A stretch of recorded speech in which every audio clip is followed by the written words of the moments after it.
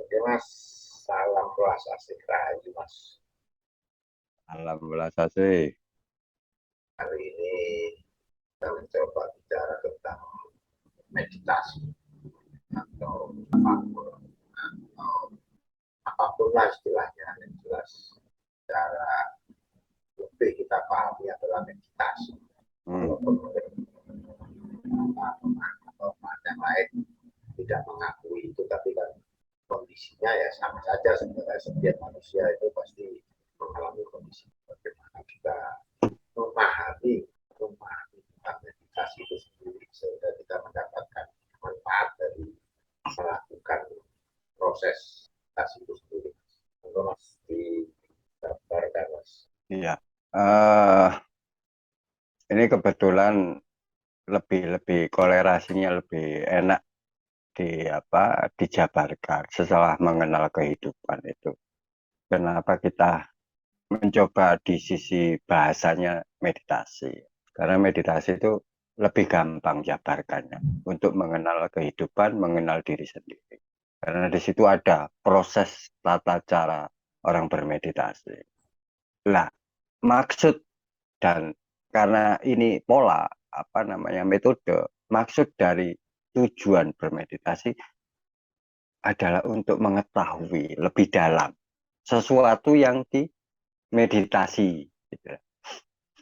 Kita mengadopsi beberapa metode-metode meditasi dalam dalam kebudayaan. Itu ada yang namanya meditasi vipassana. Meditasi vipassana itu adalah meditasi pengamatan. Lah, orientasinya pengamatan dalam vipassana itu mengamati diri sendiri. Makanya biasanya pelaku meditasi vipassana itu dia duduk dengan sikap yang sesuai ditunjukkan dalam metode itu, duduk diam, bersila, yaitu pejamkan mata, amati gerakan dalam tubuhmu, gitulah. Misalnya gerakan nafas, diamati. Kalau dalam vipassana gitu, diamati. Masuknya udara kemana saja, kita amati semua. Dan itu terindikasi kepada suatu organ, amati. Termasuk organ luar gitu, seperti kulit tahu-tahu gatal, itu amati aja cukup. Jangan digaruk kalau memang ini ada iritasi kan digigit nyamuk dan sebagainya. Cukup mengamati semua gerakan dalam tubuh ini. Apa gejolak-gejolak yang terjadi. Itu vipassana. Gerakan pikiran, gerakan organ, gerakan nafas. Dalam vipassana memberikan suatu wacana, cara bermeditasi semacam itu. Semua gerakan tubuh sampai tubuh itu kenapa pingin tahu-tahu ingin berjalan. Misalnya ada kecapean saat dia duduk. Dia harus menyadari semua gerakannya. Dia berdiri harus disadari. Sampai dia jalan harus disadari. Ini di vipassana seperti itu. Nanti berkembang setelah melatih vipassana itu. Berkembang sampai makan juga diamati, minum diamati. Semua gerakan diamati. Karena esensi yang dibangun adalah esensi gerakan diri. Itu vipassana. Beda lagi dengan metode di kebudayaan yang namanya gerakan meditasi kecakraan. Nah, kalau kecakraan ini berhubungan dengan gerakan-gerakan yang membentuk suatu energi bahasanya. Kemampuan pembentukan metabolisme ini. Sampai asupan dari udara yang masuk ke dalam tubuh ini diamati sampai kita ketahui energinya seperti apa. Nah, kalau di kecakraan itu ada energi yang dibentuk dari tulang ekor namanya uh, cakra dasar. Terus cakra naik lagi cakra kemaluan, gitu. Naik lagi ke cakra perut, naik lagi ke cakra dada, naik lagi ke cakra tenggorokan, naik lagi ke cakra mata ketiga, sampai tertingginya adalah cakra mahkota. Ini semua ada maksud. Energi yang tertinggi adalah energi di luar kepala, di luar pikiran istilahnya, di luar cakra mata ketiga. Semua diamati, tapi pengamatannya beda dengan vipassana. Pengamatannya adalah pengamatan energi. Intinya sama, artinya tetap kepada esensi diri. Gejala-gejala yang satu adalah gerakan alamiah diri. Dalam vipassana itu gerakan alamiah diri yang diamati. Kalau di kecakraan itu gerakan pembentukan energi pada diri. Gitu. Makanya kalau di kecakraan itu muncullah suatu pemahaman vibrasi, getaran. Itu di vipassana.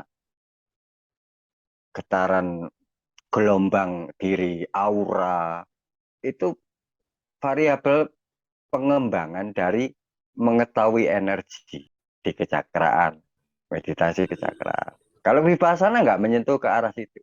Vipassana itu menyentuh kepada alamiah gerak. Kalau capek ya kamu berdiri aja. Kalau capek berdiri kamu jalan aja. Dan selalu diamati gerakan semua itu. Orientasinya ke diri, meditasinya. Tantra juga gitu. Sama ada tantra itu. Kalau tantra ada apa? Pembentukan bagaimana pola pikir ini mengetahui imajinasinya gitu. Sampai seberapa. Jadi intelektual dan imajinasi ini juga diamati dalam ketantraan seperti itu. Sampai membentuk seperti apa. Beda lagi pembentukan metodenya. Jadi masing-masing punya fungsi mengolah diri dalam meditasi. Setelah kita mengetahui atau pernah melakukan atau pernah menjadi pelaku meditasi vipassana, kecakraan, ketantraan misalnya. Apakah selesai di situ? Dan gitu akhirnya. Bagaimana dengan kehidupan yang sebenarnya? Cara memeditasikan. Baik kita bermeditasi menyatu dengan alam. Tidak hanya mengamati cuma diri kita sendiri. Tapi bagaimana setelah kita mengamati diri kita dengan tadi metode vipassana, kecakraan, tantra. Terus interaksi keluar bagaimana? Interaksi ke dalam kehidupan bagaimana? Ini harus dimeditasi, diamati, diketahui. Vipassana tujuannya untuk mengetahui gerak diri secara alamiah. Cakra juga gitu.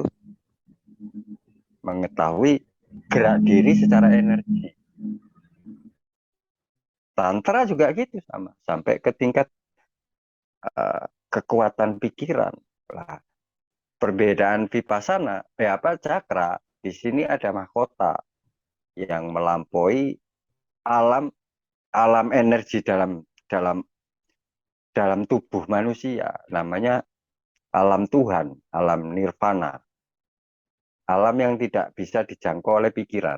Jadi itu ada alam mahkota namanya. Lah, kalau saya menerjemahkan, memahami ini, alam mahkota itu alam kehidupan. Nah, itu harus diamati, dimeditasi juga. Kita bisa melihat bagaimana mengetahui gerakan-gerakan alam itu sendiri. Jadi di alam itu, di luar diri itu ada apa saja. Itu yang kita amati. Setelah kita mengamati diri kita, akhirnya harus berinteraksi oleh alam itu. Dan interaksi itu harus tetap dalam kesadaran. Untuk membentuk kesadaran ya harus kita koneksikan dengan meditasi. Dalam pengamatan juga, dalam kesadaran pengamatan. Ah, begitu koneksitas ini terbentuk, kita mengetahui apa yang terjadi pada di luar diri kita, sama yang terjadi pada diri kita sendiri, getar gerakannya, getarannya dan sebagainya. Itu akhirnya menjadi sinergi. Lah, meditasi mengamati di luar diri itu seperti apa? Ya amatilah kehidupan itu sendiri. Misalnya saat kamu memandang objek yang namanya tumbuhan, amati tumbuhan itu. Saat kamu memandang gunung, amati gunung. Saat kamu memandang langit, amati langit itu. Saat kamu memandang binatang, amati binatang. Jadi nanti orientasi semua dari meditasi itu akan membentuk pengetahuan yang jadi gini, ada pengetahuan kembali lagi tetap namanya manusia itu selalu ter, terasup apa yang dia amati itu terasup ke pikiran. Lah saat kita bermeditasi yang sesungguhnya, itu nanti akan membentuk suatu pengetahuan di luar pikiran. Tapi dengan syarat, dalam bermeditasi itu hanya menonton gerakan itu sendiri. Jadi saat kita bervipassana, hanya ditonton gerakannya. Diamati maksudnya dilihat, gerakannya hanya dilihat. Tidak tidak mempertanyakan gerakan ini. Kenapa gerakan seperti ini dan seperti itu enggak. Termasuk kita saat bermeditasi bersentuhan dengan alam juga gitu. Hanya kita pandang gerakannya seperti apa, itu tidak menjadi suatu analisa keputusan atau tidak menjadi analisa jawaban. Di situ kita akan ketahui semua gerakan-gerakannya tanpa dibatasi oleh pikiran. Karena saat kita memandang tanpa identifikasi pikiran, gerakan itu menjadi gerakan alamiah. Nah, gerakan alamiah itu yang membentuk suatu pencerahan yang lebih tinggi. Pengetahuan di luar pikiran itu akan muncul. Otomatis. Otomatis, pemahaman di luar pikiran itu akan muncul pada diri kita. Tapi kalau dipengaruhi oleh pikiran, akhirnya pengetahuan di luar pikiran nggak akan Ya, terhalang, iya, terhalang atau tertutup oleh asupan identifikasi pikiran. Nah, di situ kita akan ketahui perkembangan gerakan itu sendiri. Gerakan yang berubah-ubah kita tahu. Akhirnya kalau kita internal diri sama eksternal diri itu selalu kita sadari dalam bentuk meditasi diri.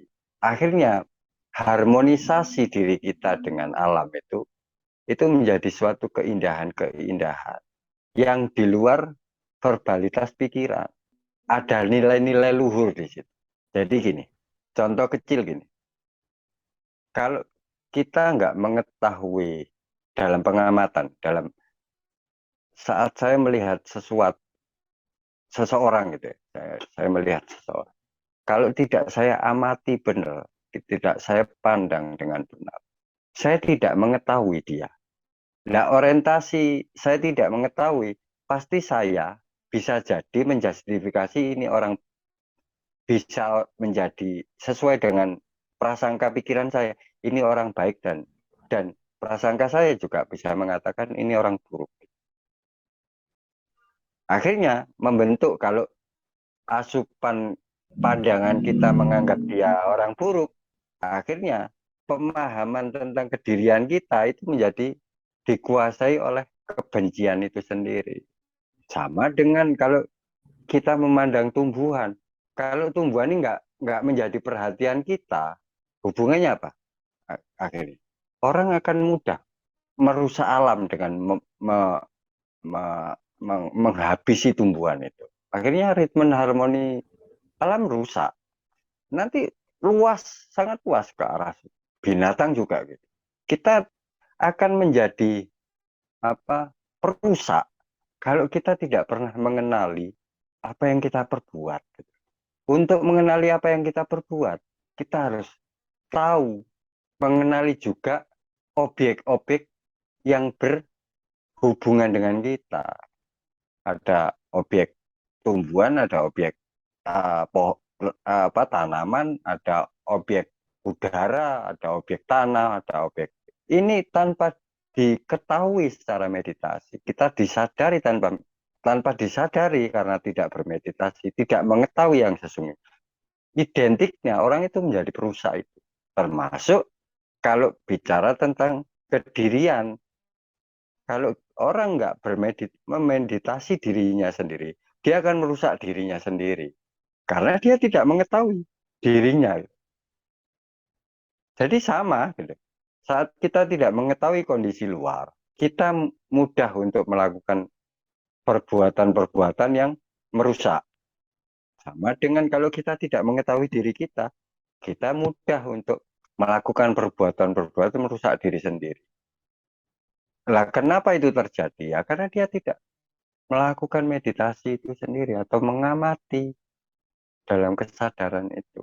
Jadi inti dari meditasi itu adalah mengamati, inti dari meditasi itu adalah menyadari. Saat sadar dalam pengamatan, di situ ada kepekaan, empati. Mengerucutnya kemana? Tidak semena-mena terhadap sesuatu. Tidak mudah dipengaruhi oleh ego-ego amarah. Jadi orientasi meditasi nanti ke situ semua. Lah, itu kan diajarkan di luar dimensi meditasi ya. Ada namanya Allah, itulah. Ada namanya Tuhan, ada nama. Tanpa kita ketahui apa sih sesungguhnya Tuhan, kita akan merusak apa yang diciptakan Tuhan. Seenaknya merusak. Jadi analoginya bisa saja kita katakan meditasi nanti orientasinya ke situ, kita mengenal Tuhan juga sama, orientasinya juga ke situ. Nah, orang menjadi perusak itu karena dia bukan seorang meditatif yang sesungguhnya. Karena seorang yang meditatif, artinya punya sifat-sifat meditasi, itu pasti mengarah ke nilai-nilai kebaikan. Moralitasnya akan terbentuk menjadi kebaikan terus. Gitu. Termasuk orang yang mengenal Tuhan. Gitu. Semakin dia mengenal Tuhan, semakin dia tidak mampu untuk berbuat suatu kejahatan-kejahatan atau kezaliman-kezaliman. Orientasinya sama nanti mengurusnya. Nah, kalau kita batasi pembicara diskusi ini dalam meditasi, ya seperti itu. Kita harus mengenali kehidupan di dalam diri kita dan mengenali kehidupan di luar diri kita. Karena antara kehidupan di dalam diri kita dengan kehidupan di luar kita itu tidak ada jarak, selalu menjadi satu kesatuan kehidupan itu sendiri. Harmoninya harus kita rangkaikan, kita satukan di situ. Harmoni diri kita dengan harmoni di luar diri. Nah, itu nanti akan membentuk suatu pensifatan, pensifatan yang lebih baik. Kalau dalam meditasi dikatakan pelaku meditatif dalam dalam menjalani hidup. Gitu. Kalau yang orientasinya itu Tuhan, itu menjadi seorang yang akhlakul karimah. Jadi intinya sebenarnya nanti semua menuju ke titik itu.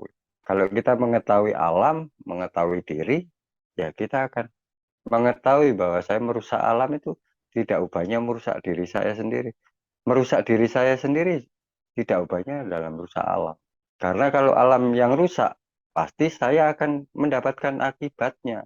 Ya ini kita harus ketahui rentetan dari suatu meditasi yang sesungguhnya, bahwa meditasi itu nanti orientasinya adalah pada interaksi yang sesungguhnya dalam menjalani hidup.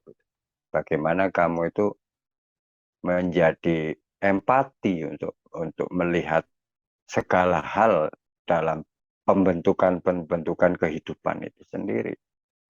Nilainya ya nilai-nilai sifat kebaikan.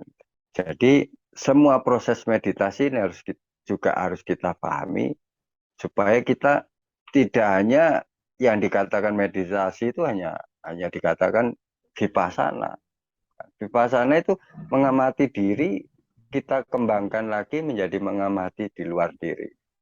Karena antara diri dan luar diri adalah satu kesatuan itu sendiri. Cakra juga gitu, mengamati energi dalam diri. Di luar diri kita juga ada energi. Kita sinergikan dalam bentuk apa? Meditasi tanpa batas. Semua kita amati kehidupan.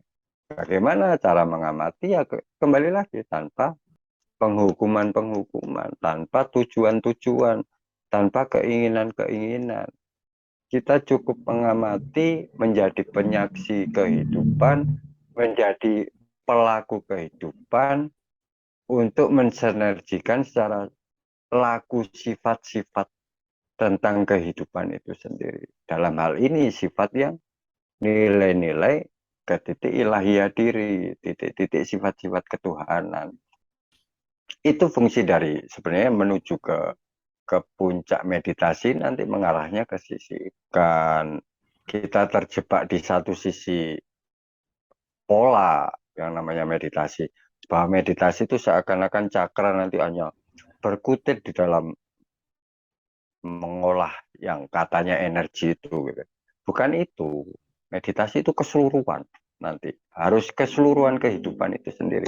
Harus kita meditasi semua. Meditasi kan pengamatan sebenarnya. Tidak jauh dari itu.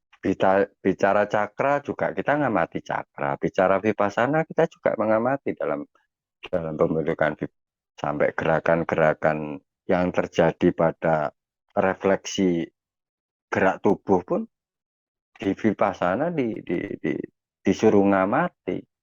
Di cakra juga gitu. Kalau terbentuk letupan-letupan di dalam organ kita yang membentuk energi-energi juga diamati. Sama sebenarnya. Cuman kalau kita terjebak cuman satu, ini seakan-akan yang namanya meditasi cuman itu aja gitu. Meditasi itu keseluruhan kehidupan itu sendiri. Cuman tata cara, ada beberapa tata cara proses mengajarkan tentang proses manusia untuk melakukan meditasi itu seperti itu. Ada vipassana, ada tantra, ada apa namanya kecakraan di situ, yang orientasi yang sebenarnya dalam meditasi itu untuk menyatu dalam kehidupan itu harus kita ketahui semua gerakan kehidupan itu. Kesimpulannya, jadi meditasi itu, yang sesungguhnya meditasi itu harus mengenali diri kita dalam mengamati diri kita. Itu yang dikatakan jati diri, maksudnya nilai-nilai jati diri. Fungsi dari jati diri itu untuk memberikan nilai-nilai kepada kehidupan itu sendiri. Itu pelaku meditasi yang mampu menjalani yang sebenarnya, membentuk suatu kesinergian. Orientasinya ke situ, bukan untuk mencari kekuatan-kekuatan diri. Kalau vipassana akhirnya hanya mengamati diri, kita nggak tahu akhirnya. Di luar diri itu ada suatu yang harus kita amati, ada kehidupan selain kehidupan pada diri sendiri gitu. Di kecakraan juga gitu. Energi itu bukan di sini.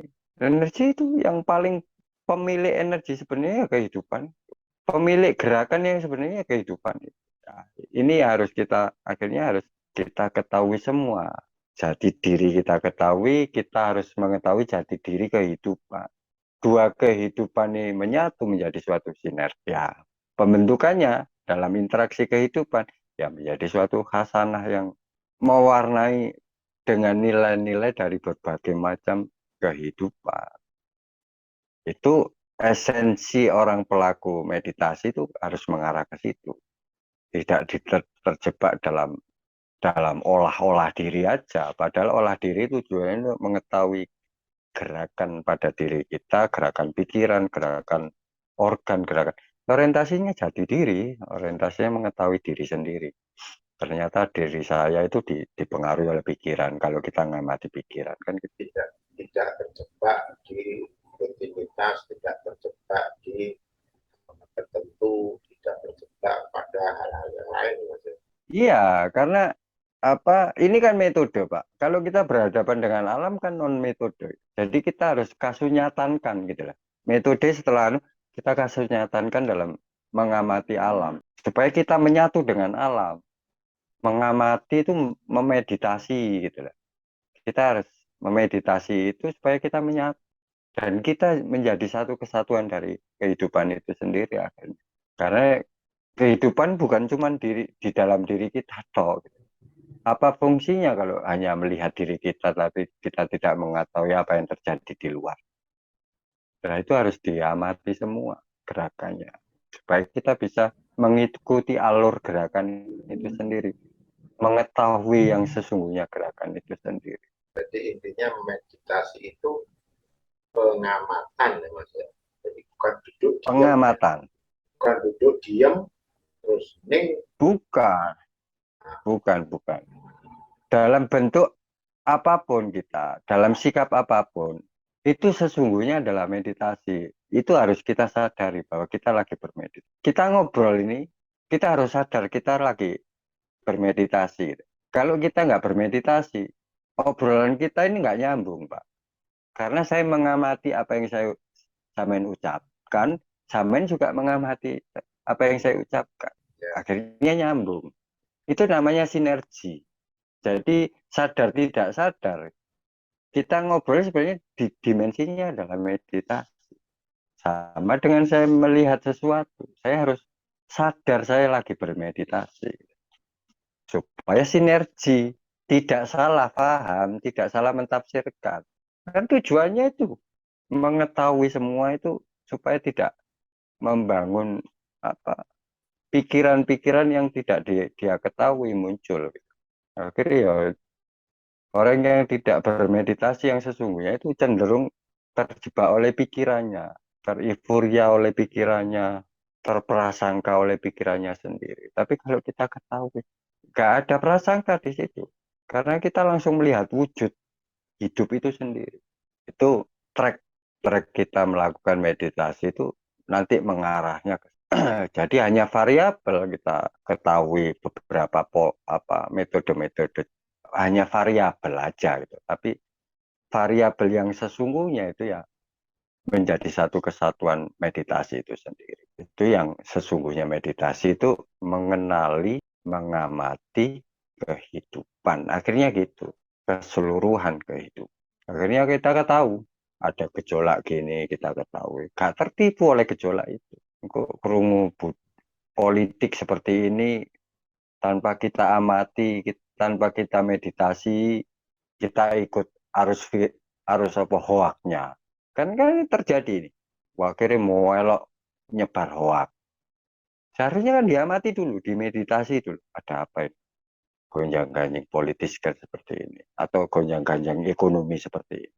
Kalau kita ketahui, oh ternyata ini masalahnya. Ya udah, nggak perlu dijustifikasi, nggak perlu disebar-sebarkan. Kita cukup tahu aja.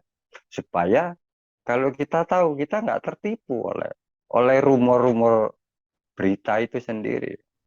Gerakan meditasi itu mengarahnya ke variabel berbagai macam gitu. Makanya orang yang tidak pelaku meditatif, gak pelaku pengamatan yang mudah diombang-ambingkan oleh hoak-hoak, diombang-ambingkan oleh berita-berita bohong. Seakan-akan begitu dia bersahabat oleh mengakui berita itu benar gitu atau bersahabat dengan berita itu ikut arusnya itu